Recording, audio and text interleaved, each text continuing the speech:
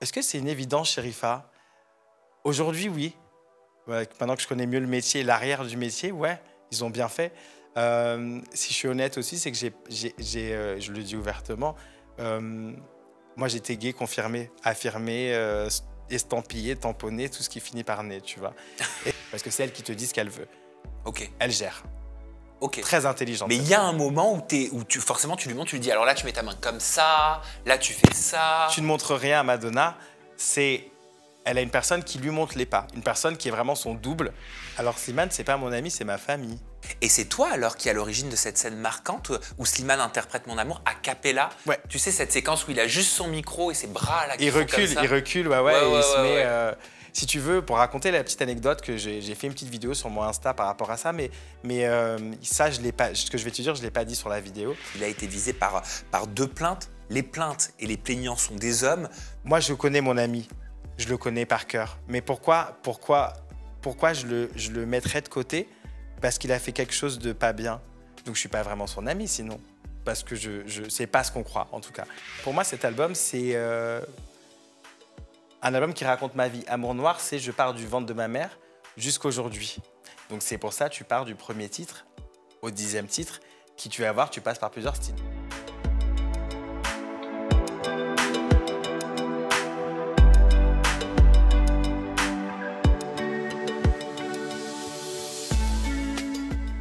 Bonjour Zachris. Salut Sam, comment tu vas? Ça va très bien. Je suis ravi que tu sois en compagnie de ma communauté et moi-même en interview en toute intimité parce que vous allez voir ce que vous allez découvrir comme histoire aujourd'hui. C'est une histoire de résilience, c'est une histoire artistique, c'est une histoire pleine de détermination, de motivation, d'envie, de passion. Parce que Zachris, tout a commencé pour toi en 2007, je parle médiatiquement, lorsque Exact. tu as été finaliste du télécrochet Popstar. Et aujourd'hui, tu es directeur artistique et chorégraphe confirmé de renom. Tu as travaillé avec des figures telles que Madonna, Nicole Scherzinger, Kelly Rowland, Janet Jackson, Mac Miller et également sur la prestation de Slimane à l'Eurovision il y a quelques mois maintenant, l'année dernière. Ouais. Tu es également chanteur et tu viens de sortir ton album Amour Noir dans lequel on retrouve de nombreux featuring avec des amis certainement et des artistes tels qu'Amel Bent, Slimane, Christophe Willem, Annabelle, Léa Castel ou encore Sherifa Luna. Est-ce que tu es prêt, Zach, à nous partager cette vie d'artiste? Je suis prêt à tout partager, à tout vous partager et surtout en fait, ouais, revenir sur comment on en arrive là aussi. Eh bien, ça Je sais tombe pas. très bien que tu évoques ce sujet-là parce que je voulais te demander comment on en arrive à passer des cours de danse que tu as pris, qu'on prend à côté de chez soi, à devenir directeur artistique et chorégraphe des plus grands artistes de ce monde.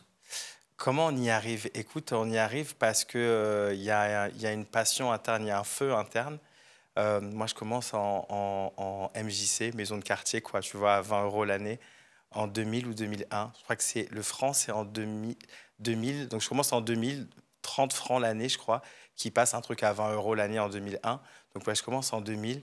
Et parce que ma rencontre avec la danse, c'est le coup de foudre, en fait. C'est l'amour de ma vie. C'est moi qui n'arrivais pas à me trouver, qui ai fait du foot avant, du basket, ce que tu veux, de la natation, de la gym. Il y avait quelque chose, mais bon, voilà, parce que tout le monde le faisait. Et dès que je suis arrivé à la danse, comme je t'ai dit, c'est coup de foudre, quoi. Coup de Mais foudre. à ce moment-là, pourquoi tu as un coup de foudre avec la danse? Pourquoi avec cet art-là et pas un autre? Alors, avant ça, il faut savoir que ma mère, du coup, est jamaïcaine, mon père est martiniquais. Donc, ma mère, si tu veux, est chanteuse, était chanteuse beaucoup plus activement auparavant, tu vois, enfin, au préalable. Donc, d'abord, je rencontre d'abord la musique, si tu veux, avant de rencontrer la danse. Mais la musique, c'est par le biais de ma mère, où j'accompagne en studio, où je fais ses chœurs en concert, où je fais plein de trucs comme ça. Donc, c'est pas anodin à un moment, quand on va en parler après, je pense, quand je me retrouve dans Popstar après. C'est pas d'un coup, je veux cette carrière de musique de chanteur. Je l'avais déjà tissé en filigrane au préalable, quoi, tu vois. Donc, la danse, pourquoi la danse, pour répondre à ta question? Je ne sais pas si c'est la danse qui m'a choisi ou moi qui l'ai choisi, je ne peux pas te répondre, mais ça a été, c'est une union, il y a un truc qui s'est passé dedans et très rapidement, en essayant de rester humble, si tu veux, j'avais des gens qui étaient déjà depuis 1 an et demi, et en 6 mois, je suis arrivé très vite au centre, devant, parce que je mangeais ça, je chiais ça, je bouffais ça. C'est ma vie, quoi, la danse. C'était ma vie, la danse. Bah oui, parce qu'il y a la chanson maintenant, mais ça on en parlera Exact. dans quelques instants. Donc j'imagine que Popstar, pour toi, ça arrive un petit peu comme une évidence. Parce qu'à l'époque, il faut remettre dans le contexte, Ouais. déjà il n'y a que 6 chaînes, enfin il y a très peu de chaînes, Ouais. et Popstar est une des seules émissions qui allie véritablement le chant et la danse. Bah, c'est ce qu'on aussi on m'a dit et qu'on continue à me dire aujourd'hui, c'est finalement dans le profil de l'émission, encore une fois, j'étais le seul qui dansait et chantait. Après, mon niveau de chant, il était très bas, enfin moyen, pas bas, mais moyen. Je sais, c'est pas ce que c'est aujourd'hui, quoi. Mais oui, donc le programme vient à point, surtout qu'à ce moment-là, les gens ne le savent pas, mais je sors de la tournée de Pat Pokora en tant que danseur, D'accord, tu vois, qui lui-même avait fait Popstar avec le groupe Les Link Up. exact. Donc, on m'entendait chanter dans les couloirs tout le temps, et il y a un des DA, si tu veux, d'Universal, qui était Alain Yami, qui était un des DA de maths, qui me dit bon, écoute, on lance le truc sur M6, on le relance, vu que tu chantes tout le temps, tente le truc. Mais je ne suis pas pistonné à ce moment-là parce qu'il faut savoir que les équipes qui choisissent les casteurs ne sont pas au courant de ça. Tu vois. Donc à ce moment-là, c'est la chaîne qui choisit. Et puis une fois que la chaîne a choisi pour le process, si tu veux, une émission de télé, c'est une chaîne voilà, qui dit le diffuseur. Tu as la boîte de prod qui recrute un peu tous les candidats. Et tu as la maison de disques qui récupère après le bébé pour essayer de le vendre. Donc moi, à ce moment-là, si tu veux, la maison de disques en parle, mais je suis plutôt avec la prod quand je passe les castings et je fais la queue comme tout le monde, quoi. Oui. Voilà, je suis pas forwardé, je passe devant tout le monde, quoi. Il n'y a pas de ça. J'ai jamais fait ça, d'ailleurs. Et c'est Sheriff Aluna qui remportera cette saison en 2007. C'était une évidence? Est-ce que c'est une évidence, Sherifa? Aujourd'hui, oui. Ouais, maintenant que je connais mieux le métier, l'arrière du métier, ouais, ils ont bien fait. Si je suis honnête aussi, c'est que je le dis ouvertement, moi j'étais gay confirmé, affirmé, estampillé, tamponné, tout ce qui finit par né, tu vois. Et à un moment, on se retrouve avec un candidat c'est un pop star, il faut se le remettre dans le contexte, c'est un pop star R&B urbain, à vendre aux gens, entre guillemets, des banlieues qui écoutent cette musique-là. Donc, il y a 18 ans, mettre un artiste gay ouvert, moi j'allais déjà au Queen en boîte de nuit, enfin tu vois, j'avais déjà ma vie de jeune gay, quoi, tu vois. Donc à ce moment-là, si tu veux, il faut faire gagner ce mec-là, et c'est compliqué. C'était compliqué. Ça l'est encore aujourd'hui, tu crois? C'est différent. Si j'en parle ouvertement comme ça, c'est que c'est différent. Et qu'il y a eu des figures comme Frank Ocean, comme Lil Nas X, etc. Et je pense qu'il y a différentes... Aujourd'hui, on accepte qu'il y ait différentes facettes de gays. On est tous différents, comme il y a différentes facettes d'hétéros. Donc, j'aurais dire hétérogenré plutôt. Hétérogenré. Voilà. Pourquoi tu veux pas dire ça? Parce que le rapport au sexe, c'est pas la sexualité, c'est du genre. Le sexe vient en second, pour ceux qui en font d'ailleurs. Oui, donc t'as pas envie que le genre soit défini par la sexualité? Non, c'est vraiment l'attirance. Et puis c'est l'âme, c'est la soul, quoi, de la personne qui t'accroche, qui t'adhère. Tu regardes pas tout de suite le sexe de la personne. Enfin, c'est pas ça qui t'attire. Zach, on se rencontre pour la première fois aujourd'hui, on est d'accord? Ouais, c'est la première Hein? fois. Ouais. Et il y a quelques mois, je suis allé avec mon chéri au concert de Madonna, Ok. le Celebration Tour, Alright. lorsque Madonna est passée à Paris. Mais en fait, je savais pas que ce que je voyais sur scène était le fruit de ta direction artistique. Alors, de ma chorégraphie, la DA, c'est pas moi. Mais effectivement, j'ai fait partie de ce grand concert. Peut-être une des choses les plus grosses que j'ai faites de ma vie. Une équipe incroyable. Il y a quand même en directeur musical l'ancien directeur musical de Michael Jackson, du coup. Feu Michael Jackson, The Master. Quel est son nom? Ah, je connais plus son nom. Ok. Mais c'est pas grave. Non, parce que j'avais enregistré une interview avec le directeur artistique de ce qui devait être la dernière tournée de Michael Jackson, This Is It. Alors, c'était quoi, toi, alors, directeur artistique ou musical? Monsieur Ortega. Oh, Kenny Ortega? Kenny Ortega. Ouais, Kenny, ouais, voilà, c'est le côté dans ça. Moi, après, il y a le directeur musical aussi. Je ne me rappelle plus de son prénom parce qu'on ne se voyait pas, si tu veux. C'est tellement grand et tu as des cases séparées. Donc, tu ne rencontres pas les musiciens. Eux ne rencontrent pas la danse. Mais Ok. elle se balade dans des grands hangars différents qui sont tous dans un même lieu à Brooklyn. Et tu dois avoir plus de... je sais pas, tu dois avoir au moins 1000 mètres carrés de surface avec des endroits différents. Tu as 3 scènes pour les répétitions. Incroyable. Ah ouais, tu as 3 scènes. Tu as la scène principale sur laquelle elle travaille, où tu dois lui montrer les tableaux. Il faut savoir que Madonna n'apprend pas ses tableaux, mais comme plein de gens, elle apprend le tableau une fois qu'elle les a corrigés. Mais alors, comment ça se passe concrètement pour que je comprenne? Moi, je sais comment ça se passe pour l'écriture d'interview. Par exemple, je vais travailler au service édito. Je vais travailler avec ma collaboratrice. Typiquement, si elle va mettre sa patte sur une interview, elle va me proposer une écriture d'interview. On va se retrouver après tous les deux. Ouais, t'as le chemin, quoi, le cheminement, Voilà, tu le connais, et ouais. on va corriger, mais avant, il y aura eu des recherches, tu vois, il y aura eu une investigation, il y aura eu un questionnement sur la formulation. Toi, c'est comment? Comment ça se passe? Déjà, comment tu deviens chorégraphe pour Madonna? Et à partir du moment où tu as ce titre, qu'est-ce qui se passe? Tu as une setlist, on te dit, voilà, j'aimerais que ce soit pop, j'aimerais que ce soit dark, c'est quoi le cheminement? Le cheminement, alors, il est différent dépendamment des artistes. Déjà, aux États-Unis, il y a une autre manière, et en France, c'est encore différent. Pour la version, là, pour parler de Madonna, ça se fait, si tu veux, parce que, et ça, c'est assez intéressant, parce que quand j'étais jeune, avant même très jeune, en fait, j'ai commencé à former des danseurs, à les prendre en main avec moi, et c'est ce qui m'a permis de rentrer dans ce milieu-là aussi, en tant que chorégraphe. C'est-à-dire qu'une fois, j'avais comme, si tu veux, pour faire la métaphore, créé mon armée, tu vois, de personnes qui étaient même limite d'1 an ou de 3 ans plus âgées que moi, mais je sais que j'ai toujours eu cette petite avance. Et j'étais déterminé, tu vois, vraiment on va à la bataille, quoi, on va à la guerre. Et donc j'ai fait beaucoup ça. J'ai formé des gens et ces gens-là maintenant vivent de la danse, de ce métier-là. Ils n'ont pas besoin de moi, ils travaillent vraiment beaucoup sans moi. Et puis il y a l'espèce de retour qui arrive naturellement quand tu, je pense, fais du bien. Les gens de l'autre côté se disent qu'ils sont aussi là parce que tu as passé du temps avec eux. Il n'y a pas que le travail de danser, mais il y a aussi tout le back-office que les gens ne voient pas. C'est de montrer les vidéos, la culture de la danse, d'où ça vient, qu'est-ce que ce style-là, pourquoi ci, pourquoi ça. Bah, il y a un des danseurs dedans qui s'appelle Nicolas Huchard, qui a été un de mes élèves longtemps. Puis après, on a été, c'est comme ma famille maintenant, et qui est le quatrième, attends, 4, 6, le 7e fils de Madonna. Voilà, on va dire. Ok, fils spirituel. Fils spirituel, elle l'adore. Et il y a eu un désistement, et puis il a dit, bah, Zach, let's go, on y va. Par contre, il y a eu demande de date de naissance, demande de plein de choses, signes astrologiques, etc.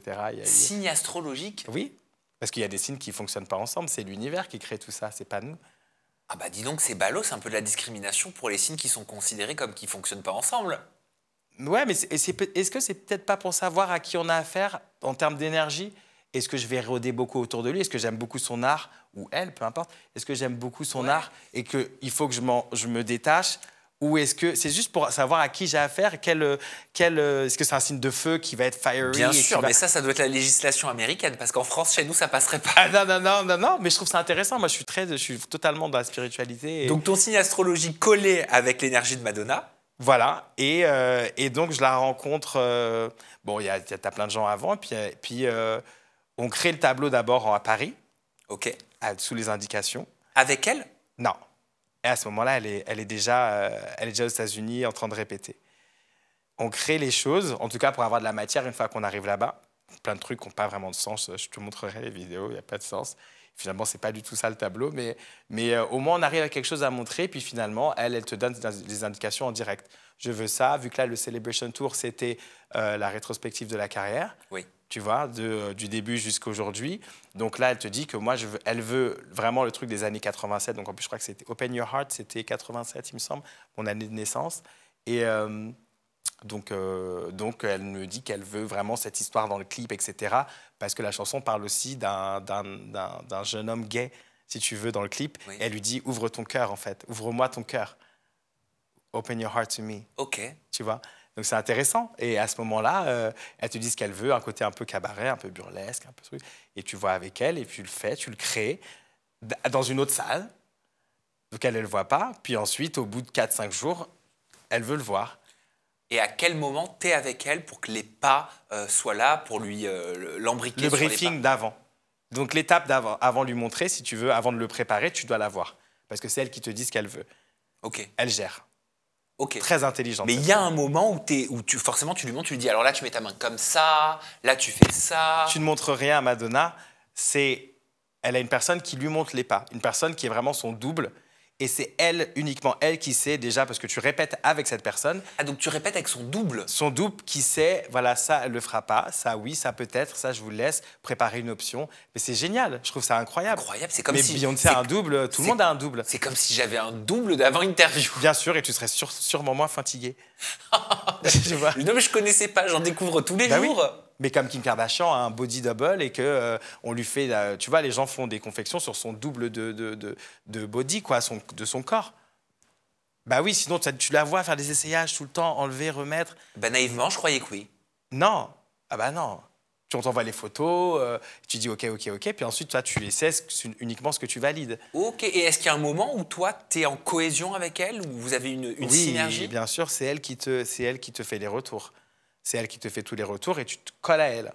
Parce qu'elle te dit, pendant que le tableau y passe, tu dois lui dire, elle te dit, voilà, ça, non, ça, tu me le changes, ça, machin. Donc, il faut être au taquet sur les écritures, tu vois, tu es comme ça. Et puis, Ah tu n'as oui, pas le droit au téléphone aussi. Donc, Elle répète pas. comment ça, elle ne répète pas? Elle te répète pas les indications qu'elle donne. Ah non, mais on est à l'américaine. On est à l'américaine. Et puis, c'est à nous d'être pros. C'est le haut niveau. C'est la Champions League. Et t'as pas droit au téléphone. Non, c'est normal. Aujourd'hui, dans l'ère dans laquelle on est, il n'y a aucun artiste international où tu as le droit au téléphone. Hein. À part peut-être J Balvin ou quoi. C'est plus cool. Mais... Et comment tu t'adaptes s'il y a un accident, si elle est malade, si elle a la grippe? Moi, je me souviens, à Paris, elle avait une sorte de bandage. Elle avait quelque chose comme un soutien sur son genou. Ouais. Je me suis dit, ah, ça se fait, elle souffre. Est-ce qu'elle souffre? Bah, après, tu sais, elle est pas toute jeune, elle a une carrière incroyable. Je me souhaite d'avoir le quart de sa carrière. Euh, et voilà, il faut faire attention à son petit corps. Je pense que tu passes la moitié de ton corps la moitié de ta vie, pardon, à détruire ton corps, parce que quand tu n'es pas dans le savoir, et l'autre moitié à essayer de le réparer. Donc, c'est pas des vies faciles. On le voit avec Céline Dion, pareil, tu dois le voir que, enfin, tu vois, c'est même si tu as une hygiène de vie saine, je pense que déjà être adulé à ce point-là, c'est compliqué énergétiquement, parce que finalement, on doit aduler que Dieu. Et voilà, je pense il faut aussi se dire que il n'y a pas que du positif dans tout ça et qu'il faut aussi se préserver des énergies et que ton corps, bah, comme une sportive de haut niveau, bah, il y a des moments où tu te blesses, mais tu dois continuer. Show must go on. Et est-ce que tu as fait face à certaines difficultés pendant ce Celebration Tour? Est-ce que tu as dû t'adapter à certaines situations? Ah, bonne question. Je sais pas. Difficulté, non. Personnel, oui. Personnellement, oui, parce que c'est peut-être la première fois que je me retrouvais dans un barnum aussi gros. Donc, si tu veux, t'es toujours remis un peu, pas en question, mais tu te remets toi-même tout souvent en question parce que tu veux donner le meilleur. Et quand tu n'as pas accès, moi j'ai beaucoup d'habitude quand je chorégraphie, j'ai toujours accès en direct à l'artiste. Donc c'est plus simple de dire, la personne te dit oui, non, non, Ouais. oui, non. Quand il y a beaucoup d'intermédiaires, bah, tu doutes beaucoup plus. Donc tu prépares beaucoup plus pour rebondir beaucoup plus rapidement quand il y a un truc qui ne va pas.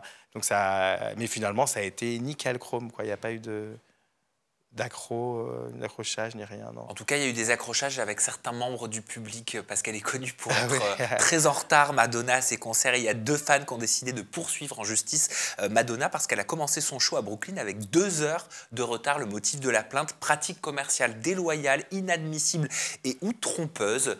Est-ce que c'est une plainte que tu comprends? Ben, j'étais pas au courant de cette plainte, c'est toi qui m'en as parlé. Est-ce que je comprends? Je pense que c'est deux mondes qui coïncident pas forcément. Il y a le monde d'avant où c'était tendance d'arriver en retard. Je pense que c'était même fait exprès pour certains artistes, parce que je pense qu'on fait à peu près partie de la même génération. Et il y a le nouveau monde qui veut plus de ça. Donc quand tu fais partie de l'ancien monde, si tu veux, c'est là où ça devient un peu compliqué. Tu sais d'appliquer des règles que les gens... il y a même 10 ans, ça ne se passerait même pas. Personne n'en parlerait, à part peut-être certains pays, certains endroits où ils refuseraient d'avoir Madonna de par les scènes un peu trop poussées sexuellement, comme l'Italie, le Vatican qui ne voulait pas qu'elle fasse sa date, il me semble, à l'époque, dans une tournée. Mais je sais pas. En fait, les gens, bon, c'est un peu... c'est pas ma conception des choses, mais parce que je suis un ancien aussi, donc même si j'ai l'air d'un nouveau, tu vois. Je comprends s'ils portent plainte, bah, c'est qu'ils sentent... je vois pas, pour moi, c'est une petite perte de temps, honnêtement, mais... C'est peut-être pour faire parler de soi aussi, on est sur l'ère des réseaux, tu vois, tu en parles aujourd'hui, donc est-ce que c'est pas ça, finalement, le but de plein de choses, c'est qu'on parle de nous? peu importe qu'on soit connu, qu'on ait des choses à dire ou pas, on veut juste qu'on parle de nous. Je pense que ça sert à rien, ça va aller nulle part, cette plainte, elle va être refusée. Une histoire, une anecdote à raconter peut-être sur les autres artistes avec lesquels tu as travaillé. Je pense à Nicole Scherzinger. Nicole, c'est avec des potes, on l'appelle Pickle Scherzinger, mais pas parce qu'elle boit du tout, c'est juste qu'on fait des jeux de mots avec des potes tout le temps, des jeux de mots de merde entre guillemets. Et Nicole, c'est grande professionnelle. Grande professionnelle, c'est la première fois, j'ai vu ça sur elle et sur Beyoncé, c'est vraiment en off. Gaga aussi, je l'ai vu sur Gaga. Si tu veux, j'ai été directeur artistique de l'émission X Factor en France en 2011. Et donc, j'ai eu tous ces gens-là, Gaga, Beyoncé, J.Lo, Jessie J, tout ça. Donc, c'était intéressant de voir le off. Et dès que tu mets la musique, paf, elle se transforme en quelque chose, quoi. Et il n'y a pas de... Pourtant, ça a mal au genou, ça se plaint. Et tu mets on, et puis tout de suite, les yeux, c'est prêt, quoi. Et elles te vendent un truc. Et ils sont forts, les Américains. Ils savent vendre leur musique. Ils sont vraiment dans des états, tu passes d'un tout à un autre tout, quoi. Mais en une fraction de seconde. Ils disent 3, 2, 1, et tout de suite, ils sont comme des acteurs. Il n'y a pas de... Il y a pas En France, c'est différent, on prend le temps. Oui, c'est vrai que là, j'ai l'impression que ce que tu décris, on est carrément dans une interprétation scénique. Ah ouais. C'est un rôle de comédie, c'est un rôle de composition. Bien sûr, ils vendent leur musique. C'est-à-dire qu'il y a des personnes qui peut-être ne sont pas aussi sérieuses que ça, et pourtant vont être très sérieuses, et donc vont se mettre dans un rôle d'actrice ou d'acteur qui va vendre du... Ce qui peut être difficile pour certains artistes. Je pense, en vouloir parler pour elle, à Britney Spears, par exemple. Oui, je pense que Britney n'était pas aussi sexualisée que ça. Après... Peut-être que je vais me manger des foudres, mais pour vraiment connaître le dossier sur Britney, puisque l'ancien DA de l'époque Britney, que moi en tout cas j'ai connu, c'est-à-dire Me Against the Music, Toxic, voilà toute l'époque In the Zone, c'est Brian Friedman qui est un très bon ami maintenant, et c'est aussi un de mes mentors. Donc si tu veux sur Britney, j'en ai beaucoup, tu vois, j'en connais pas mal, et je pense qu'il y a comme pas mal d'artistes pop stars, surtout féminines, elles sont entourées par des gays. Et c'est vrai que les gays, on est très libérés. Tu vois, quand on est dans le spectacle, on est très libérés, les danseurs, les trucs, on est très libérés. Et tant mieux, heureusement, on a un endroit qui nous accueille, qui nous a accueillis quand peut-être tout le monde nous repoussait un petit peu, et on est bien dedans. Mais c'est vrai que les artistes, tout de suite, parce que c'est comme les créateurs, si tu veux, de mode, on sait sublimer les femmes. Tu comprends? On sait sublimer les femmes, peut-être par effet miroir, tu vois, à des moments, mais tu verras que tous les chorégraphes, ou surtout les chorégraphes d'artistes de pop stars féminines sont souvent gays. Souvent gays. Parce qu'ils y vont, ils leur donnent le... Et puis nous, on est dans la vie de tous les jours, on est dans la culture, on est dedans. Elles ne peuvent pas être dedans, elles sont trop connues. Donc nous, on ramasse les infos, on leur donne. Tu vois? Et... je crois que je ne me rappelle plus de ta question, si tu peux me la reposer, parce qu'elle a été intéressante. On était sur la question de la sexualisation d'artistes comme Britney Spears. Voilà, et si tu veux, par Britney, ok, j'y reviens, excuse-moi, c'est qu'avec Britney, je pense qu'il y a un moment, tu te laisses aussi aller dans le tourbillon de « je suis qu'entourée de gays, c'est trop cool », et des fois, tu peux aussi te prendre pour un gay, mais tu restes une femme. Tu vois? Et c'est juste ça, des fois, le truc où je pense qu'elle s'est sexualisée à outrance parce que nous-mêmes, on est libérés, mais on reste... En tout cas, oui, je l'ai gay, on reste des garçons. Donc, si tu veux, il y a un truc où, en termes de force, on peut se défendre, on peut se défendre, quoi. Et je trouve que Britney, ça reste une femme, et des fois, il ne faut pas trop pousser, tu vois, et qu'elle a peut-être poussé un peu trop loin, et qu'elle est devenue, comme plein de gens, la caricature d'elle-même à un moment, parce qu'elle est devenue le produit et plus la personne. Mais elle a le même nom. Tu vois, c'est Britney Spears dans la vie... c'est Britney Spears aussi, la marque. À l'antenne, voilà. sur scène. Voilà, et c'est ça qui devient compliqué. Quand les gens ne font plus le distinguo, mais toi aussi, c'est pareil pour toi, je pense. Complètement. Oui, ça me parle. Ça, pas à cette échelle-là, mais avec le nom qui est le même dans la vie et sur la scène, en tout cas sur un plateau, oui. Tu vois. Janet Jackson, une histoire, une anecdote? Janet, c'est par elle que... Alors, il y a toujours ce Brian Friedman qui a aussi été chorégraphe de Janet Jackson, donc le même chorégraphe dont je parlais. Et moi, Brian Friedman, je le connais bien sûr parce qu'il était chorégraphe de Britney, mais parce qu'elle avait eu une relation avec lui quand Justin Timberlake l'avait trompé. C'est Wade Robson. Ah, c'est Wade Robson, exact. Tu confonds. Ah oui, parce que Brian Friedman est gay. Voilà, Brian Friedman, il fait de la commu. Oui. De la commu. Et oui, donc, oui, Janet. Janet, oh, c'est elle, c'est par elle que moi, c'est sur elle que je fantasme artistiquement avant de commencer la danse, officiellement. Plus qu'elle elle que son frère. Donc quand tu Oui. te retrouves à danser pour elle, je peux te dire que casting de 1000 personnes, on est à Londres, et en plus je suis avec mes amis, ça veut dire qu'il y a un gros casting, et les gens qui sont pris, eh ben, c'est aussi tes amis. Donc tu partages le rêve de danser pour une personne que tu as admirée comme un malade qui ne te connaît pas, mais en tout cas que toi tu connais par cœur, en tout cas médiatiquement et musicalement, artistiquement. Et de l'autre côté, tu as aussi des potes avec lesquels tu as galéré, avec lesquels tu as pris des cours, tu as douté. Enfin, tu vois, vraiment les potes, comme on dit, de la Hesse, quoi, tu vois. Ben oui. Et tu es avec eux, Mais sur scène. quand vous faites une tournée justement avec ses potes, avec l'artiste Janet Jackson ou Madonna, vous vous connaissez tous, vous connaissez les pas, vous connaissez les tableaux, vous finissez par les connaître par cœur. Est-ce que vous répétez quand même juste avant le concert, alors que vous en avez fait 30 derrière, ou alors c'est non, t'as trop l'habitude, ça y est, t'y vas. Alors moi, j'ai pas fait la tournée. J'ai pas fait de tournée, j'ai fait des événements ponctuels. Parce qu'elle a ses danseurs américains, que c'est une marque américaine et qui, en termes d'argent, si tu ramènes trop de gens de l'Inter qui habitent pas là-bas, même en termes de visa, c'est pas easy d'avoir les visas américains. Après, Janet Jackson, elle peut te faire avoir ton visa en 1 minute 32, je pense. Mais on reste dans un endroit où il y a beaucoup de talent, les États-Unis. Et même si on est très très bon, en Europe, on est très très bon, en tout cas en danse. Mais, mais je pense qu'à ce moment-là, ouais, c'est les Américains qui règnent un peu sur le truc. Donc, mais quoi qu'il arrive, on répète tout le temps. Tu répètes tout le temps, tout le temps, tout le temps. Et il t'est déjà arrivé, je sais pas moi, d'avoir une soirée la veille, de boire un petit peu trop d'alcool et de devoir assurer devant 12 000 personnes? Alors là, je vais te faire le parallèle avec la musique, avec la voix, le chant. C'est qu'en chant, dès que tu bois trop, tu le vois, le lendemain, tu as une voix qui est Oui. comme ça. Donc ça, tu ne peux pas le faire quand tu chantes, parce que tout de suite, c'est la guerre. À moins d'être très bon techniquement, tu peux t'en sortir. Ça dépend des chansons que tu chantes. Et en danse, ça, tu peux le faire. Beaucoup de danseurs font la fête la veille et le lendemain assument. Mais parce que c'est pas pareil, on ne le voit pas que tu as bu dans tes mouvements. Mm. Je te fais un mouvement, tu vois pas que j'ai bu ou j'ai pas bu, tu vois. Tu le vois pas, ça. Kelly Rowland, une histoire, une anecdote? Kelly Rowland, impressionnante, magnifique, vraiment une beauté chatoyante, pour dire. Elle était magnifique. Enfin, elle est magnifique. Peut-être première artiste inter que je chorégraphie. 2008, je crois. Première inter que je chorégraphie. Inter, donc international. Oui, voilà, pardon.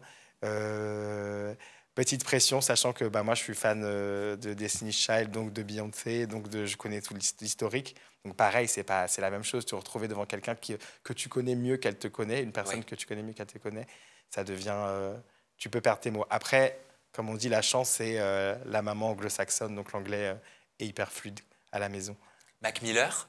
Mac Miller, premier rappeur inter, premier rappeur tout court, que je chorégraphie. Appréhension, forcément, étant, comme je dis, de la commu. Appréhension. Et finalement, ça se passe hyper bien. J'ai rarement vu quelqu'un d'aussi adorable, mais vraiment adorable, Sam. Vraiment adorable, ce gars-là. C'est... après l'event, c'était pour le Grand Journal, à l'époque de Deniso et tout ça.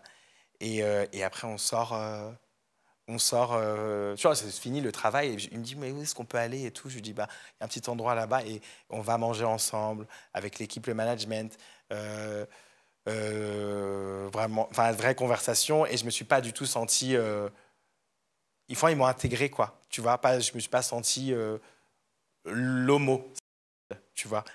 Alors que c'est un rappeur. Et que là, on est en 2000, peut-être 2012, 13 ou 14, je sais plus. Ben, bref, je sais plus les dates. Mais ça faisait du bien d'être embrassé par une communauté que tu pouvais... Enfin, en tout cas, voilà, je redoutais un petit peu l'échange, quoi. Avec laquelle ou lequel de ces artistes qu'on a cités, t'as eu le plus de pression? Où tu t'es dit, oh, t'avais ton cœur qui battait encore plus que d'habitude, t'avais encore plus de crainte que d'habitude? Crainte, non. Crainte, non. Je vais pas avoir de crainte. Je suis solide dans mes appuis. Je suis bien assis. Je sais ce que je sais faire. Je sais ce que je sais pas faire. D'où le fait que je pense être bon. Je pense que quelqu'un qui est bon, c'est quelqu'un qui sait ce qu'il ne sait pas faire. Quelqu'un qui veut tout faire ne pourra pas être bon. Tu peux pas être bon à tout faire, c'est pas possible. Tu connais ta catégorie, ta ligne, et tu avances dedans. Alors avec lequel t'as eu le plus de pression? Pression, je sais pas. Est-ce que j'ai eu beaucoup de pression? C'est des pressions différentes parce que j'ai pas fait les mêmes. C'est pas les mêmes gens que tu as en face de toi. Donc je pense qu'effectivement, je vais te dire peut-être Madonna, parce que c'est devenu par quelqu'un, par le biais de quelqu'un. Donc même si cette personne-là m'est très chère. Mais moi, non, je ne vais Il pas... paraît qu'elle est très exigeante. Très exigeante. Comme on dit en anglais, as she should. Like, tu fais pas une carrière comme ça sans l'être. Beyoncé est pareil. C'est la Gestapo dans le bon sens du terme. Je sais pas s'il y a un bon sens de Le Gestapo. parallèle est plutôt intéressant. Tu vois. Mais c'est pour ça qu'elles ont des carrières comme ça. Ouais, ce que tu veux dire, c'est qu'il y a quand même un esprit très militaire. Ah, tu travailles et t'es au pas. Mais on te respecte, hein. Tu manges bien, t'es bien payé, tu fais tout ça, mais tu travailles, t'es pas là pour rigoler. Mm. C'est pour ça qu'elles sont là, où elles en sont. T'es ami aussi avec Slimane, avec le chanteur Slimane. Comment tu l'as rencontré? Comment est née votre amitié? Alors Slimane, c'est pas mon ami, c'est ma famille. Donc Vraiment. c'est au-delà de l'amitié. Ouais. Je le connais depuis... On se rencontre dans Popstar avec Slimane. Exact. Tu vois le lien? Donc les gens pensent que ça s'est fait là parce qu'il était connu. Non, ça s'est fait dans Popstar en 2007 que je rencontre Slimane. On n'est pas tout de suite amis. Ensuite, il faut savoir qu'il avait fait aussi le casting d'X Factor en 2011.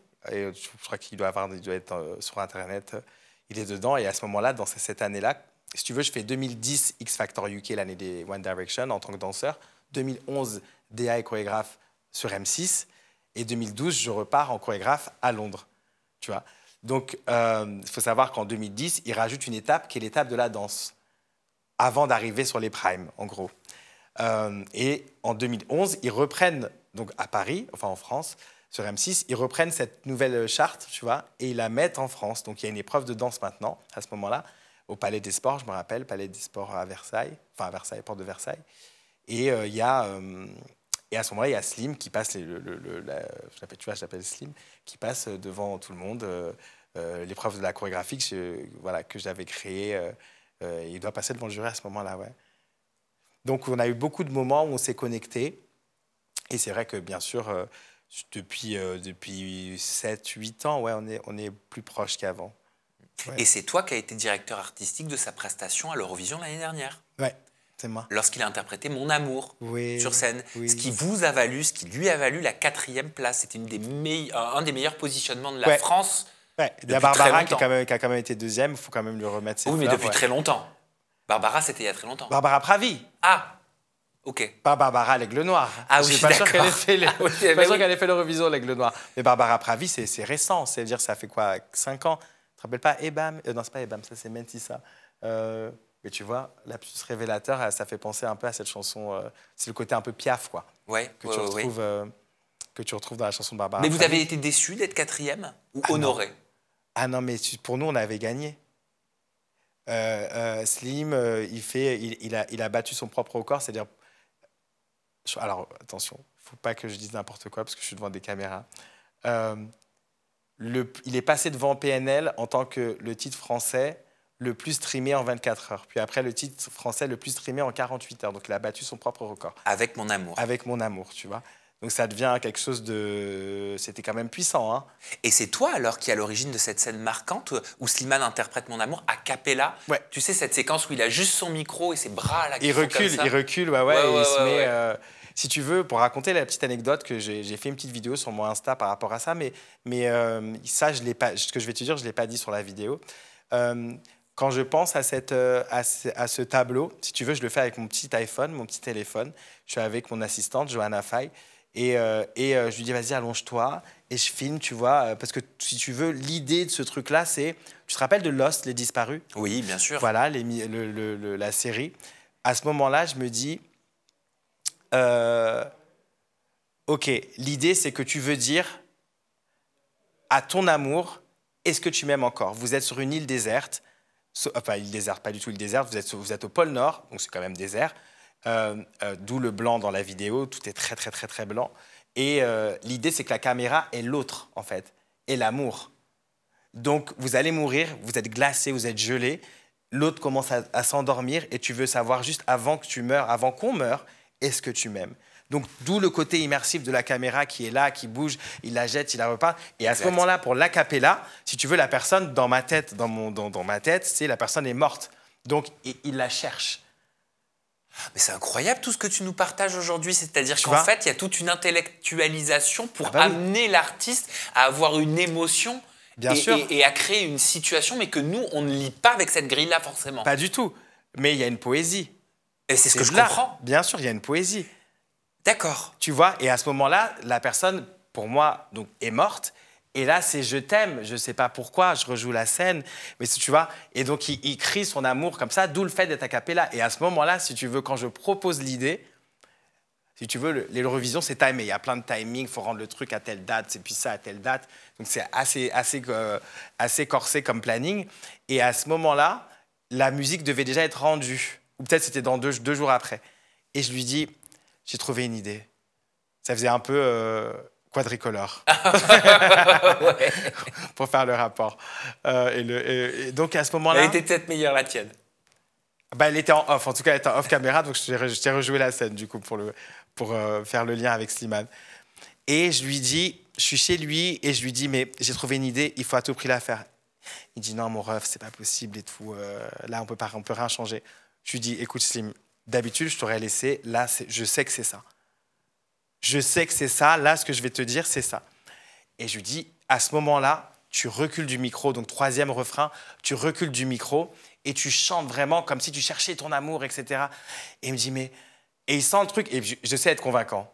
Je sais être convaincant, quand j'ai une idée, je sais être convaincant. Et je lui dis, mais mec, tu te rends pas compte. C'est ça le truc, il te manquait le truc, c'est ça le truc, sinon tu aurais fait ta presta jolie. Il manquait un truc, c'est ça le show. Il te manquait le cœur de la presta. Il te manquait le cœur du cœur du cœur de la presta. Et là, tu l'as trouvé. Et voilà, tu vois. Et je lui dis ça, il me dit non. Il me dit, on va pas m'entendre. Je dis, mais t'inquiète, c'est des réglages de trucs. Bon, je dois pas donner tous les secrets, mais voilà, je dis, t'inquiète, ça va le faire. On va gérer. Tu as des producteurs musicaux, Yakov et Meir, incroyables. Tu as une équipe derrière, incroyable. On était déterminés. On voulait pas... Moi, ce que je veux, c'est pas jamais gagner, c'est marquer. Ouais. Pourquoi tu vas gagner ça? Ça dépend plus de nous. C'est pas... Par contre, marquer, ça, on l'a fait. Gagner, c'est la conséquence. Marquer, c'est ce que tu mets en place. Et tu as réussi à message. Tu as réussi à marquer avec ce message. En fait, vous avez créé un happening. Exactement. Et comme tu me dis, tu as réussi, c'est on a réussi. L'idée ne me serait pas venue si je ne connaissais pas Slimane, si on n'avait pas cette relation-là aussi. Bien tu évidemment. vois, s'il n'y avait pas la musique derrière, les gens qu'il faut. Enfin, c'est un travail d'équipe. On n'est pas... moi, j'arrive avec mes fantaisies. Après, faut les mettre en place. Bien évidemment. Et tes fantaisies, tu les partages aussi verbalement au travers de l'écrit sur les réseaux sociaux. Tu as dit qu'il y avait tellement de drama entre les pays qui se font des petites guéguerres, les gens qui te font des trucs un peu. L'Eurovision, c'est un truc, tu as peur, tous les coups sont permis, c'est un peu du MMA. Tu dis avec Slimane, on a envoyé un mastodonte à l'Eurovision, ils ont failli réussir à nous déstabiliser. L'Eurovision, c'est un moment magique. Il y a eu des choses compliquées à vivre parfois. Je vais vous dire la vérité, on a pleuré. Tu compares votre parcours à l'Eurovision avec Slimane et toi, en tant que directeur artistique, à un combat de MMA. Ou une élection politique. Ouais, à une élection politique, ça veut dire qu'il y a des coups bas. Qui vous a fait des coups bas? Qui nous a fait des coups bas? Je ne peux pas le dire. Mais il y a eu des coups bas, ouais. Je ne peux pas le dire parce que c'est parce que finalement, j'en suis pas sûr à 100%. Mais quel genre de coups bas alors? Des coups bas on te sort des interviews que tu as faites, que tu as demandé de couper, mais d'un coup, ça sort sur Internet. Des coups bas ouais, bon, c'est compliqué, quoi. On te dit pas qui sont les journalistes. Enfin, en fait, tous les coups sont permis. Mais vraiment, hein, faut se dire que tous les pays envoient leurs meilleurs, en tout cas ceux qui pensent le meilleur pour le moment, leurs meilleurs artistes pour gagner. Les gens veulent gagner l'Eurovision. Il y a des pays qui payent pour gagner. Il faut quand même se le dire. Comme en politique, où il y a des fois, il y a des trucs où les gens se donnent. Voilà, il y a de l'argent qui circule, on le sait. Enfin, c'est de notoriété publique, quoi. Donc, le but, c'est pour plein de gens de gagner, pas pour nous. C'est là où je trouve que les Français, on est quand même éthiques, et les Anglais aussi, on n'est pas dans ces trucs-là. Si tu veux, il y a le Big Five, donc les pays qui financent le plus l'Eurovision, qui fait que nous, on n'a pas besoin de... On est déjà qualifiés pour la finale. Mais il y a des pays qui se font éliminer en demi-finale. Il y a des demi-finales, hein, que nous, on n'a pas à faire, puisqu'on est déjà en finale, donc voilà. Voilà, tu sais tout, quoi. Mais il y a des coups bas. Il y a des coups bas, mais comme partout, dans ton milieu, il y a des coups bas. Dans ce qu'on fait, il y a des coups bas aussi. On n'est pas là quand les gens parlent de nous tout le temps, tu vois. Et est-il vrai qu'en tant que staff, ça c'est une rumeur qui est née sur les réseaux sociaux quelques temps après l'Eurovision, quand Slimane a été accusé d'agression sexuelle publiquement, est-il vrai qu'en tant que staff, vous étiez au courant peu de temps avant son passage à l'Eurovision qu'il allait être accusé d'agression sexuelle, que des accusations allaient sortir et il aurait été dit que tout avait été mis en œuvre pour couvrir cette histoire, ces allégations, de façon à ce qu'il puisse participer à l'Eurovision? Alors, c'est intéressant ce que tu dis parce que moi, honnêtement, vraiment sincèrement, j'étais pas du tout au courant. J'ai vraiment eu moi, c'est mon ami dans la vie et je fais l'ADA. Je Ouais. m'occupe pas de. Enfin, s'il y a des problèmes. Enfin, je pense il y a plus de problèmes en interne que je ne connais pas que de problèmes que je connais. Tu vois, il y a plein de feux mais pour tous les artistes. Tu vois, ça arrive à plein d'artistes. Peut-être pas ce genre de choses, mais en tout cas, des dramas dans des carrières, il y en a, mais de partout. Donc moi, j'étais honnêtement pas au courant, Sam. Vraiment pas du tout au courant. Je vais me permettre de rappeler les faits. Il est accusé d'agression et d'harcèlement sexuel. Il a été visé par 2 plaintes. Les plaintes et les plaignants sont des hommes. 2 hommes assurent avoir reçu des photos à caractère intime de la part de l'artiste en 2019 et en 2021 sans jamais avoir consenti à ces envois. Et d'autres décrivent des agressions sexuelles qu'ils auraient subies. Concernant ta relation avec Slimane, tu le dis, hein, Slimane c'est un bon ami. Est-ce que toi tu crois en l'innocence de ton bon ami et comment est-ce que tu es toujours là pour lui face à ce type de situation? Ou est-ce que tu doutes? Tu sais, c'est ça qui a été un peu intéressant dans tout ce mouvement, parce que c'est aussi grâce au mouvement MeToo que tout ça sort. Voilà, qu'on fait attention à ça, que ça a été un élément important dans le mandat Macron, dans le deuxième surtout. Euh, je trouve que c'est là où des fois on arrive un peu, où ça devient compliqué, c'est... Moi, je connais mon ami, je le connais par cœur. Mais pourquoi je le mettrais de côté? Parce qu'il a fait quelque chose de pas bien. Donc, je suis pas vraiment son ami, sinon. Tu comprends? Et qui va être là pour l'accompagner si tout le monde s'en va, qui vient te dire, OK, ce que tu as fait, c'est pas bien, mais ça dérange pas. C'est comme si demain, mon frère, est-ce que mon frère, c'est plus mon frère parce qu'il a fait quelque chose de pas bien? Ça restera mon Des frère. célèbres amis de Pierre Palmade lui ont tourné le dos officiellement, médiatiquement. Hein. Alors, c'est autre chose. Il y a de la mort. Enfin, tu vois. En effet, c'est pas les mêmes faits qui pas, sont reprochés. Voilà, pour moi, j'estime quand même qu'il y a de la hiérarchie dans ce genre de choses.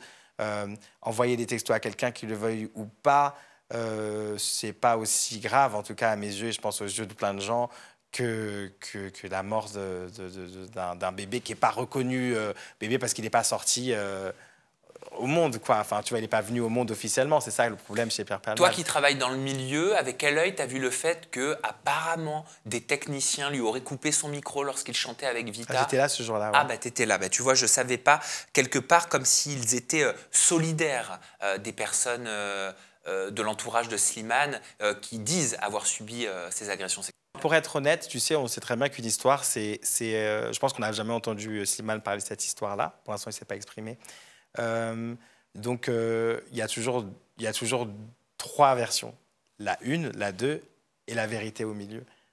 Donc, moi, je connais les 2 versions. Après, c'est pas à moi d'en parler. Moi, je parle pas parce que je sais pas ce qu'on croit, en tout cas.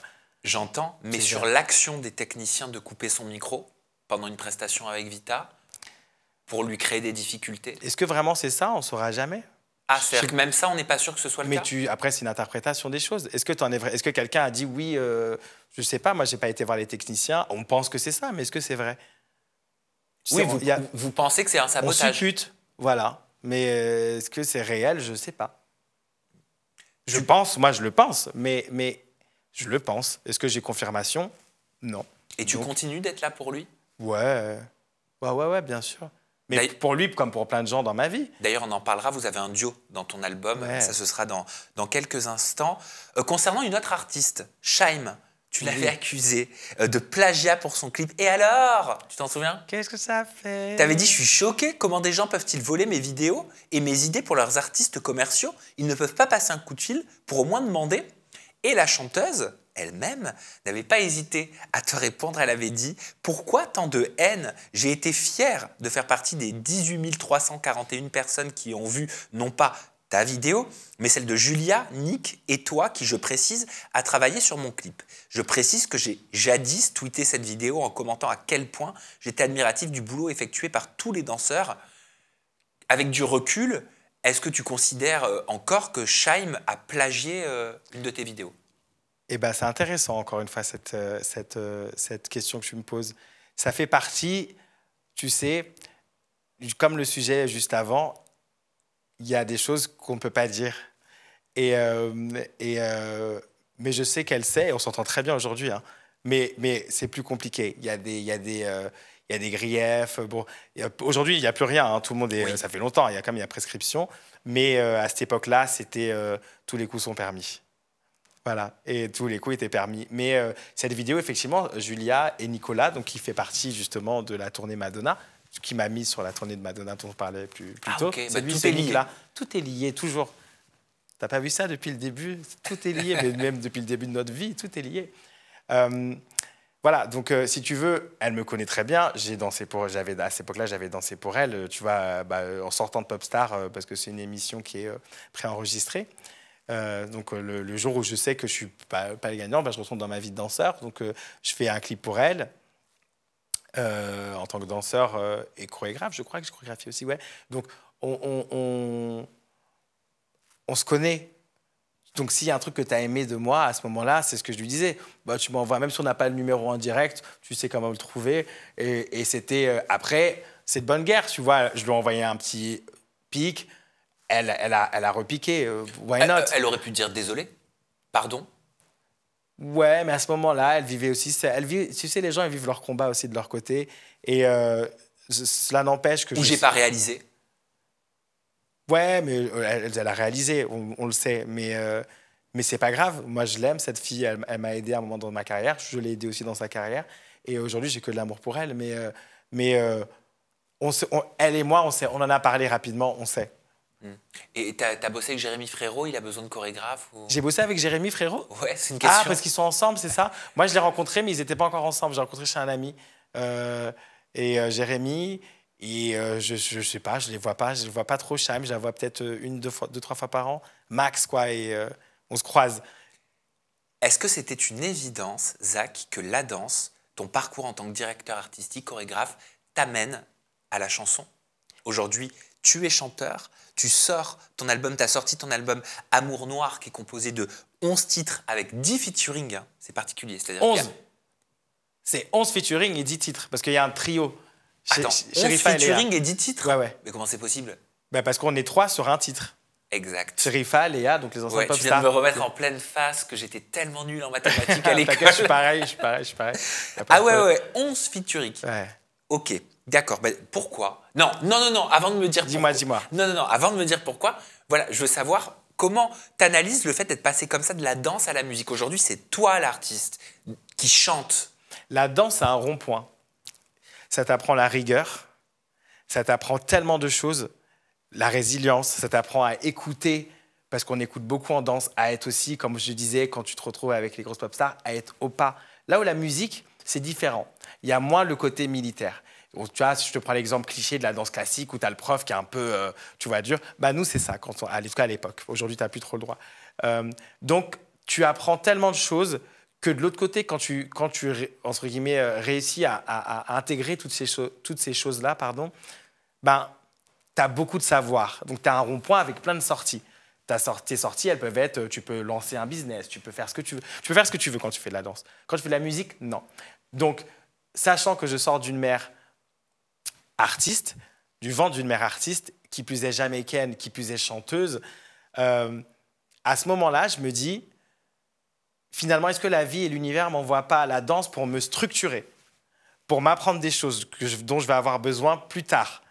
Tu vois, aujourd'hui, s'il n'y avait pas eu la danse, je ne pense pas que je serais devant toi en train de te dire que j'ai un album qui est sorti. Avec les gens que j'ai réussi finalement à convertir de la partie chorégraphique visuelle sur une partie musicale. Donc en même temps, si je veux, je faisais des amplitudes horaires immenses. C'est que je faisais mes répètes genre de 10h à 19h et le soir, j'allais m'entraîner en open mic de 20h à 2h du mat. Qu'est-ce que tu appelles en open mic? Open mic, c'est des endroits où tu viens chanter ton amour, ta peine, ta joie, peu importe, devant les gens. Mais où ça? Alors moi, c'était principalement à Pigalle. D'accord. Chez Orphée avant, qui est un endroit qui est très connu, qui existe toujours, mais il n'y a plus le chœur qui est un de mes meilleurs amis, Mounir Katché. Mais il y a un truc juste à côté qui s'appelle l'Injuste et qui est super génial et où il y a plein d'artistes qui viennent sortir de leur chambre pour essayer d'aller devant les gens, mais ça reste hyper intimiste, donc que tu peux tester. Et d'ailleurs, petit parallèle avec l'Eurovision, c'est la fois où je convainc Slimane de faire la cape, si tu veux. Le soir même, on va tester le truc chez Orphée. devant 30, 35 personnes. Et c'est là où il voit l'effet que ça a quand il fait a cappella. Et il me dit, mon ref, tu m'as donné la plus grande idée de ma vie. Désolé d'avoir douté. Donc, c'était pour faire le parallèle. Voilà. C'est incroyable. Bah ouais, tu vois. Donc, au niveau de la musique, je pense que la danse, si tu veux, m'apprend tout ça, m'apprend la rigueur, m'apprend comment aller au studio, comment gérer, ma propre créativité, Sam, parce que c'est ça qui est aussi compliqué. Tout le monde a des idées. Comment tu les rends concrètes, vivantes, ouais, how do they come to life, you know what I mean? Et bah voilà, ça fait un peu Mia Fry, hein. Ouais. Bah, de toute façon, je l'aime beaucoup. Voilà, je suis peut-être le descendant. Non, mais c'est incroyable, hein, je trouve, comme parcours. Et en plus, il y a un sens.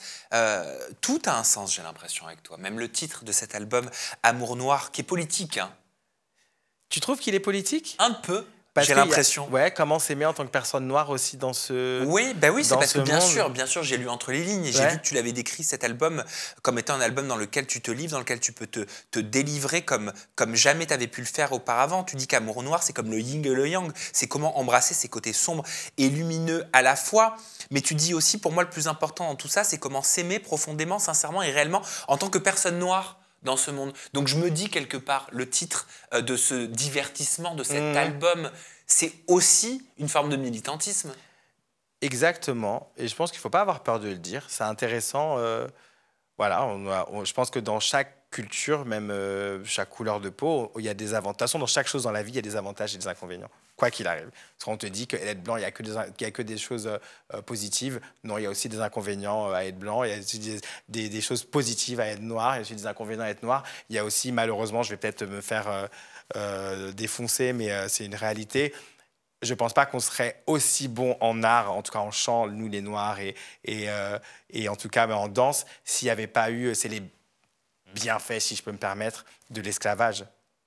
Ce qu'on sort comme ça dans les tripes et tout, c'est parce que ça a souffert, c'est dans l'ADN héréditaire, tu vois, c'est en nous, c'était l'urgence, on n'avait pas le choix. Tu vois, en tout cas, les ancêtres n'avaient pas le choix, ils avaient besoin de chanter, ils avaient besoin de s'exprimer parce que c'était dur. Et donc, toutes ces voix que tu as quand tu dis « Ah ouais, mais c'est normal, c'est facile parce que tu es black. » Oh, les gens disent noir, mais c'est pas grave. Ouais, non, tu vois. C'est parce que de l'autre côté, c'est à cause de l'oppression, tu vois, qui fait que de l'autre côté, ben, ça sort il y a des choses qui sortent qui sont que nous-mêmes, on ne contrôle pas. Tu vois. Eh ben, tu vois, je vais devoir te montrer un extrait vidéo parce que ça colle tout à fait, enfin peut-être, à ton discours et je pense que ça va te faire réagir. En tout cas, ta réaction, je la trouverais intéressante par rapport aux propos que je te propose de voir. Now. Maintenant? Tu veux? Avec plaisir. Now, c'est ça? Now, ouais, okay, right on now. regarde. C'est très compliqué d'être un homme blanc et de passer à la radio aujourd'hui. Quand tu écoutes la radio, moi par exemple, je suis chanteur. Quand tu écoutes la radio en 2025 en France, il n'y a quasiment que des rappeurs. Il y a quasiment que... Et les chanteurs blancs nouvelle génération, à part ceux qui viennent de gagner par exemple la Star Academy, qui cartonnent tous les deux, il n'y en a pas tant que ça. Marine et Pierre Garnier. Exactement. À chaque fois, tu entends que des vieux chanteurs comme Lara Fabian, etc. Bon, je l'adore, hein, mais bon, c'est une vieille chanteuse maintenant, on est d'accord. Et c'est ça que les gens ne voient pas. C'est que moi, je respecte l'histoire, la religion, le passé de tout le monde. Et je m'en réjouis pas. Et je ne suis pas pour diviser les gens. Mais je veux aussi qu'on comprenne qu'en tant qu'homme blanc, oui, je me sens exclu, mais de plein de choses. Oh, Bruno. On s'est croisés 2-3 fois. Tu le connais? Je ne le connais pas forcément, mais on s'est croisés 2-3 fois. Je pense qu'il sait qui je suis et je sais qui il est. Sachant que je suis quand même proche de Christophe Willem. Donc, je sais qu'il était finaliste, je crois, dans sa saison aussi. Non, un truc comme ça. Il y a un truc. Il n'était pas dans la saison Christophe, Bruno, de Nouvelle En tout Star. cas, aussi. Voilà. En tout cas, il dit qu'ils ont eu une relation ensemble. Voilà ce qu'il avait dit publiquement. Écoute, je demanderai Alors à Christophe. que Christophe nie. Bah, si Christophe nie, c'est que Christophe nie l'aime. C'est nul. Tu vois les jeux de mots pourris que j'ai. Ouais, mais moi, ça me fait rire. Mais voilà. Alors, c'est un sujet touchy qu'il faut prendre avec des pincettes, mais en même temps, il faut dire les choses. Je pense qu'avant, je vais faire un gros raccourci, mais c'est pour que les gens comprennent. On va dire si la communauté noire avant avait 5% et la communauté blanche avait 95%, puisque c'était comme ça, aujourd'hui, vu que la communauté noire, les enfants, entre guillemets, issus de l'immigration, il y a un moment où nous, on est français, donc on n'a plus peur et on parle et on revendique. Et surtout, aujourd'hui, commercialement, financièrement, on existe. Avant, on n'existait pas, on faisait des petits boulots. Donc, on ne va pas faire des trucs, essayer de vendre des trucs à des gens qui n'ont pas les moyens, d'acheter. Aujourd'hui, on a les moyens d'acheter, on a un budget, on est des gens, quoi. On a une communauté qui a des choses à dire et on peut faire basculer les choses à gauche ou à droite. On a un poids. Donc, quand tu regardes qu'avant, on n'avait que 5% et que maintenant, de par l'argent et l'économie, ben, on a plus de poids dans ce monde-là. On a une vraie comment on dit, a seat at the table. On a une place autour de la table. Donc, le fait d'avoir un poids fait que, de l'autre côté, on dit, bah, voilà, avant, on avait 5, bah, maintenant, on veut 50. Donc, on ne veut pas 55, on veut 50. On est français comme les autres, donc pourquoi on n'aurait pas la même chose? Et c'est ce qui dérange, c'est que maintenant, il faut partager. Donc, nous, dans notre sens, c'est tant mieux, même s'il y a encore beaucoup de travail. Mais d'autre côté, Bruno, ce qu'il dit, c'est oui, mais regarde, il n'y a plus. Ben non, c'est juste qu'on partage. Tu vois, c'est vrai que pendant un moment, et comme dans tout mouvement, il y a un côté extrême. C'est vrai que pendant un moment, il n'y avait que du rap. Oui, mais parce que pendant très longtemps, il n'y avait pas de rap du tout pendant beaucoup de temps. Et pourtant, les gens avaient des choses à dire. Tu vois? Et inversement, maintenant, si tu veux, ça se rééquilibre. Comme au début, tu passes d'un extrême à un autre pour retrouver le centre. Et là, maintenant, il y a la Starac qui reprend avec de la variette, avec des gens qui font de la variette. Et tant mieux, il y a des artistes rap qui viennent sur la Starac, des artistes noirs qui viennent sur la Starac, et inversement. Et les choses, elles prennent leur rythme de croisière. Il ne faut jamais s'insurger trop ou être tranquille. Tout va redescendre. It's OK, Bruno. Si, je vais dire un truc un peu dur, mais... Est-ce que je le dis? C'est ça la question. Je pense que je le sens dans mes connexions. Mais en gros, il ne faut pas remettre la cause de sa carrière sur sa carrière, parce qu'elle est ce qu'elle est, sur le fait qu'il y ait trop de rappeurs ou pas. Ça n'a rien à voir. Chacun doit faire son taf, en fait. Je crois qu'on a compris. Tu vois? Si moi, demain, ma carrière, elle ne monte pas, ce n'est pas de la faute du rap ou de la variétoche ou du classique ou du jazz ou du rock. I didn't do the job. I didn't do the right job. Tout, je pense. Mais je te kiffe, hein, Bruno. Hein, vraiment, je le kiffe. Je trouve que c'est une espèce de Freddie Mercury, espèce d'entité un peu comme ça. J'adore, tu vois. Et même si on ne partage pas les mêmes avis politiques. Et même si tu ne partages pas de featuring ou de duo avec lui sur ton album Amour Noir, pourtant, il y en a 11 des titres et ils sont tous en featuring. Pourquoi? Parce que j'avais besoin... pour moi, cet album, c'est un album qui raconte ma vie. Amour Noir, c'est je pars du ventre de ma mère jusqu'à aujourd'hui. Donc c'est pour ça tu pars du premier titre au 10e titre, qui tu vas voir, tu passes par plusieurs styles. Donc au début, c'est caribéen, puisque je viens de là. Puis après, on passe par le R&B à l'époque Popstar. Tu verras aussi que pour moi, c'est un peu un moment de pivot dans ma vie. Donc ça arrive au milieu, cinquième titre. C'est une automusigraphie. J'ai inventé le mot. Je veux dire. Ouais, mais il est très bien. Automusigraphie, c'est pas une autobiographie. Tu vois, on l'aura inventé ensemble. Bah oui, parce que je t'ai donné quand même le truc. Oui, mais je vais pas faire ma chime. T'es fort. Écoute, voilà. Donc, et jusqu'aujourd'hui, le dernier titre, c'est Passer l'orage, où je parle avec bien sûr Annabelle, l'artiste, où je parle à elle combien de fois on a passé l'orage, et en même temps, je parle à mon propre enfant intérieur, et je me dis waouh, on a traversé tout ça ensemble aussi, quoi. Tu vois, et pourquoi le concept du featuring? Parce que j'avais envie, pour moi, c'était un challenge personnel, et de me faire valider officiellement par les artistes que je chorégraphiais finalement un petit peu. Bah oui. Tu vois, ça m'a permis de monter un petit peu, tu vois, et en même temps, ça me crédibilise aux yeux des gens, on va pas se mentir. Ah mais alors, commercialement parlant, marketingment parlant, bien évidemment, et même musicalement parlant, c'est hyper intéressant.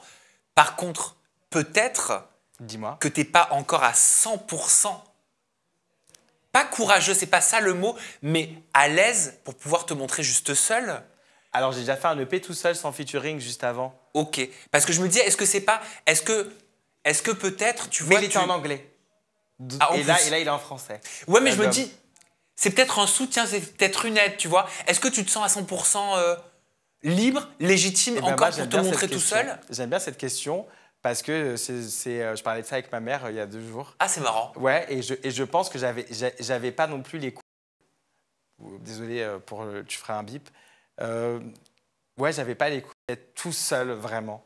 Mais on me le dit, mes amis proches, des fois, ils me le disent, prends possession de... Parce que j'ai tellement, finalement, travaillé derrière la caméra longtemps. Mais oui. que Et pour les autres, pour les autres. pour le rêve des autres, comme tu dis. Voilà, pour le rêve des autres, que de mon côté, je pense avoir... c'est comme le vélo, parce que je l'ai toujours, mais j'ai besoin un peu encore de prendre racine. Tu vois, si on parle... Ouais. Tu vois, Mais en fait, c'est ta toute déformation transparence. par rapport à tout ce que tu as connu sur ces 20 dernières années. Qui peut te frustrer aussi, parce que tu as connu tellement le haut que tu te dis que tu n'es jamais assez. Bien sûr. Et que tu vois, j'ai connu des trucs, waouh, et encore, on fait une interview qui est longue, mais voilà, là, on a parlé peut-être de peut-être 20% de tout ce que j'ai fait, tu vois, mais les trucs, un beau 20%. Tu vois, c'est ça aussi, te dire que peut-être que you're never enough, t'es jamais assez, tu vois. Mais j'aime bien le fait que tu parles de ça, parce que c'est un travail que je fais en ce moment, avec mon psy, avec mes petits podcasts que j'écoute, avec la religion aussi, tu vois. Donc... Trop bien, merci de m'avoir posé cette question. Mais avec plaisir. Voilà, j'avais envie de te faire cette analyse-là aussi. Et juste de te dire, même si je suis personne dans ton parcours de vie, fais-toi confiance. Mais ça, je le fais déjà. Oui, ça j'ai vu. Mais fais-toi confiance encore plus. Encore plus. Même dans ce domaine qui n'est peut-être pas le tien à la base. C'est le mien. C'est pour ça que Non, j'ai mais encore plus... C'est le tien à la base, mais tu t'es pas développé là-dedans depuis le début à 3 millions de %. Non, et c'est ce que je fais maintenant. Et comme quoi, j'aimerais bien prouver aussi aux gens qu'à n'importe quel âge, tu peux réussir. C'est vrai qu'avant, c'est dans la vingtaine, tu vois, tu pouvais réussir dans la musique, en tout cas. Si tu n'étais pas entre 20 et 30 ans, tu n'avais pas percé, c'était foutu, quoi. Et aujourd'hui, j'aime, moi, les défis comme ça. C'est un truc qui me passionne. De changer les choses, de changer la donne, de pourquoi ce serait comme ça. Pourquoi, quand tu es une femme et que tu as des enfants, tu peux plus sortir de musique et cartonner. Pourquoi, dès que tu as des gosses, tu deviens un peu en marge? Pourquoi? C'est quoi? Pourquoi? Tu as décidé d'être le réalisateur, le scénariste de ta propre vie. Tu es en train d'écrire tout simplement un nouveau chapitre. Exactement. Voilà. Tu as tout résumé. Et on va continuer de les suivre, ces chapitres. Je vous invite vraiment à le découvrir, cet album Amour Noir. Il est disponible en streaming de toute façon, de partout. Découvrez Zach, découvrez Zachris au travers de sa musique, au travers de cet art juste merveilleux qu'est la musique et de toutes les émotions que tu nous transmets dans ces titres-là. On te retrouve également sur les réseaux sociaux. Ton compte Instagram, c'est Zachris. Tout apparaît à l'écran de toute façon. Zach, Z-A-C-Q-E-S. J'en ai mis 2. Ah, t'en as mis c'est 2? le même, mais tu vois, il y a le nom que tu peux changer et puis il a ton arrobase qui ne bouge pas. Ouais, mais le arrobase, il me semble que c'est Zachris. Exactement. Hein, c'est ça. Et ton TikTok, c'est Zachris87. Voilà, je crois. Je suis moins sur TikTok. Je suis un vrai Instaman. Alors Pour sur pas Insta. dire Rastaman, t'as vu le truc? Ouais, j'ai bien capté. Zach, merci. Merci à toi, Sam, de C'était m'avoir reçu. génial de papoter comme ça. Je suis un gros parleur. Ah, mais j'ai adoré. Voilà, j'adore ce genre d'interview. Merci pour ça. Merci à vous de nous avoir regardés. On se retrouve très bientôt avec un nouvel artiste et toujours des confidences en toute intimité. Prenez bien soin de vous et des gens que vous aimez et continuez d'écrire les différents chapitres de votre vie.